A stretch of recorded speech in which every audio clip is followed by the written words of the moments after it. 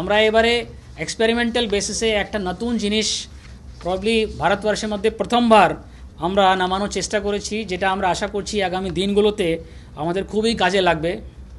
সেটার নাম হচ্ছে live monitoring of sensitive areas. আপনারা অনেকেই হয়তো গুগলে স্ট্রিট ভিউ দেখেছেন। Live monitoring of sensitive areas, live monitoring of sensitive areas.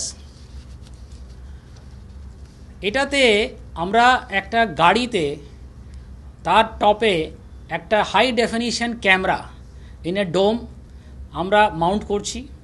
সেই গাড়িতে আমাদের সিভিলিয়ান সাইড থেকে একজন অফিসার থাকবেন, সেন্ট্রাল ফোর্স বা স্টেট ফোর্সে একজন দুজন অফিসার থাকবেন, এবং সেই গাড়িটাকে আমরা আমাদের কাছে যে খবরটা আছে তার ভিত্তিতে বিভিন্ন জায়গাতে ঘোরাবো।